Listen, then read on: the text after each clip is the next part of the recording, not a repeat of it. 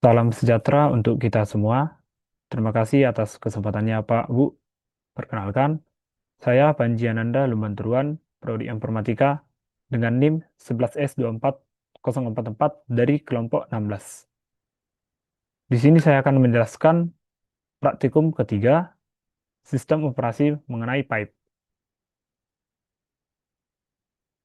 Untuk aktivitas praktikum dibagi menjadi dua untuk bagian pemrograman dan tugas pemrograman. Di sini saya akan menjelaskan bagian pemrograman terlebih dahulu. Yang pertama yaitu mengenai anonymous pipe. Langsung masuk saja ke Ubuntu. Sebelumnya kita sudah diminta untuk membuat nama file yaitu pipe basic.c. Nah, jadi untuk anonymous pipe eh, ini adalah saluran komunikasi yang satu arah atau unidirectional. Artinya seperti eh, untuk parent ke child, untuk child ke parent seperti itu, hanya satu arah. Ini untuk kode dari pipe underscore basic.c. Mungkin kita langsung saja mengcompile. Nah, maka akan muncul keluarannya yaitu hello world. Kemudian untuk prosedur yang kedua yaitu pipe fork. Nah, ini adalah kodenya. Di sini kita udah mengimport beberapa fungsi-fungsi. Kemudian di sini juga nanti ada kita deklarasikan dua pipe. Pipe satu nanti digunakan dari parent ke child, kemudian pipe 2 digunakan dari child ke parent. Kemudian di sini juga kita membuat string tambahan di child dan uh, max buffernya itu 100. Ada juga pengecekan kondisi di sini di mana nanti jika gagal maka akan ditampilkan error pipe failed. Kemudian di sini akan ditampilkan parent process dan juga child process. Oke, langsung saja kita jalankan. Nah, di sini kita diminta untuk memasukkan concatenated string. Kita masukkan seperti ini. Nah, concatenated string sys of interprocess communication. Oke, lanjut untuk nomor 4. Kita diminta untuk menampilkan nama name prodi masing-masing. Oke, namun kita sudah mengubah nama file menjadi nano pipefork update.c. Ini adalah kodenya. Di sini yang pastinya diubah itu untuk bagian string ini, saya masukkan identitas kelompok saya. Jadi apabila kita ingin menjalankannya,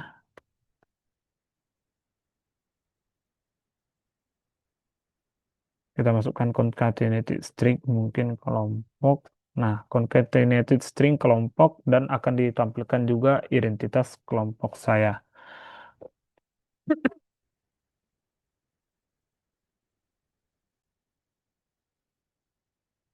Oke, selanjutnya kita masuk ke bagian name pipe. Oke, untuk name pipe itu sendiri adalah pipe yang punya nama file. Jadi dia bisa digunakan untuk dua proses atau proses yang berbeda.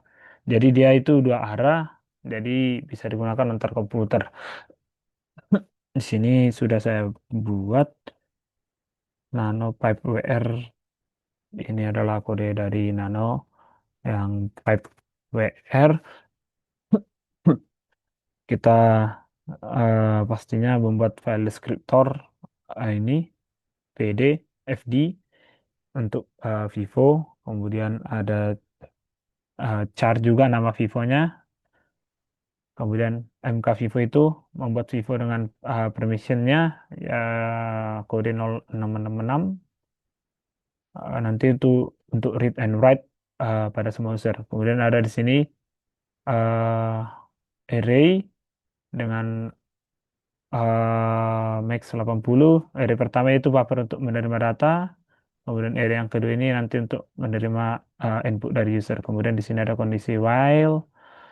Nanti itu adalah loop yang tak hingga agar bisa nanti berjalan untuk komunikasinya. Oke, kita simpan saja, kita keluar. Lanjut ke kode nano yang RW. Nah, jadi ini adalah kode untuk nano pipe RW. Di sini kita udah menggunakan variabel yang berbeda. Kita menggunakan ester 1 dan ester 2. Ester 1 itu nanti buffer yang menyimpan data yang dibaca dari Vivo. Kemudian yang ester 2 itu buffer untuk input dari user. Oke, kita bagi terminal terlebih dahulu. Bagi cc minus pipe wr pipe rc.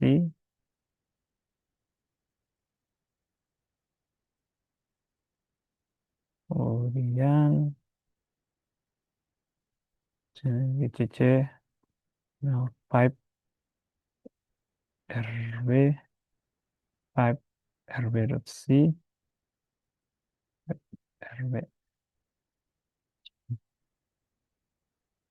Coba teks lalu.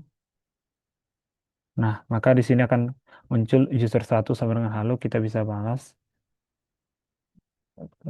Kenapa? Maka untuk terminal yang selanjutnya akan muncul user 2 menjawab dengan kenapa. Bisa kita balas lagi di sini. Di sini di terminal ini saya ingin menjelaskan praktikum sistem operasi. Nah, di sini akan muncul saya ingin menjelaskan praktikum sistem operasi. Kita coba lagi. Eh, Baiklah, silakan kamu menjelaskannya. Oke. Jadi langsung kita akhiri saja. Ini juga udah bisa kita close.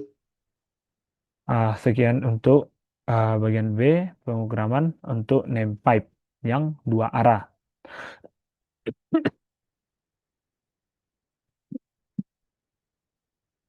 Cara kerjanya sudah saya jelaskan untuk di laporan. Kemudian lanjut ke bagian yang berikutnya yaitu tugas pemrograman. Di sini kita membuat program dengan nama file master.c. Oke, no master.c. Ini adalah kode dari nano master.c. Oke, untuk bagian C, di sini saya akan menjelaskannya.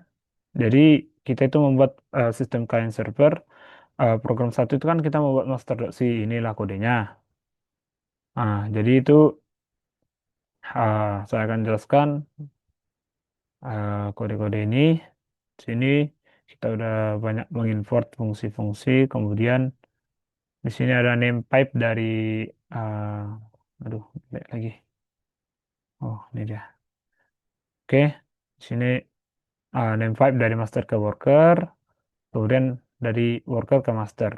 Kemudian jumlah elemen array-nya atau array size-nya itu 15 dan nilai maksimal randomnya itu 0 sampai 199. Nah, di sini fungsi untuk mencetak isi array ke layar. Nanti akan dicetak label awalnya. Nanti ada juga di sini looping, perulangan for untuk setiap elemen array. Kemudian akan ditutup di sini. Ini dia penutupnya. Kemudian di sini kita buat file descriptor. Kemudian array lagi namun belum terurut. Kemudian array hasil dari worker, sort gitu. Kemudian nanti akan tampilkan juga di sini membuat array dengan inputan. Kemudian di sini make vivo, komunikasi dari master ke worker. Kemudian di sini vivo w2m, komunikasi dari worker to master. Dan nanti akan ditampilkan juga di sini name pipe berhasil disiapkan. Akan ditampilkan setiap kondisi-kondisinya. Di sini akan ditulis juga eh, seluruh isi array ke Vivo. Dan ada juga kondisi gagal menulis array Vivo master to worker. Oke. Kemudian nano worker. Nah, ini dia kode untuk nano worker. Terus kita define sebentar.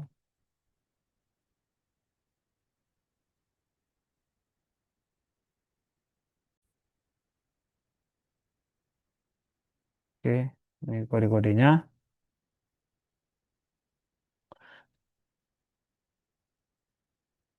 Jadi untuk kode worker, udah banyak lah fungsi yang kita eh, import. Kemudian di sini name pipe dari master ke worker, M2W, seperti itu. Kemudian di sini ada juga kita buat array menggunakan bubble sort. Nanti kita deklarasikan variabel sementara untuk pertukarannya, yaitu temp dan swap atau pertukaran nanti. Kemudian ada kondisi pengulangan, perulangan.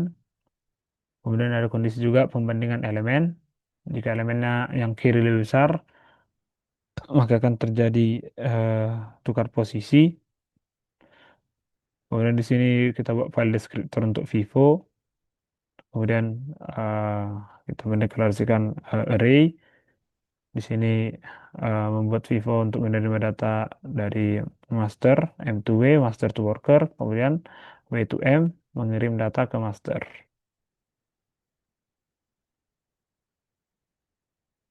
Oke, di sini akan ditampilkan uh, kondisi-kondisi di mana jika kita gagal membuka Vivo W2M worker to master untuk penulisan, seperti itu juga untuk gagal yang menulis array ke Vivo work to master. Oke, langsung aja kita split terminal kita jadi dua, kita jalankan gcc min o master master.c. Oke, master. Oke, menunggu worker gcc min apa sih? Mino worker worker.c worker. Nah, ini adalah tampilan hasil terminalnya. Jadi di sini master membuat array acak dengan 15 elemen. Ini adalah 15 elemen tersebut. Kemudian berhasillah disiapkan. Kemudian di sini kita menunggu worker. Ini workernya untuk membaca. Setelah itu, setelah saya compile tadi, maka berhasil dikirim ke worker sejumlah 60 bytes. Kemudian di sini akan terjadilah pengurutan itu dari yang paling kecil ke yang paling gede menggunakan bubble sort. Oke, ini adalah analisis dari program tersebut.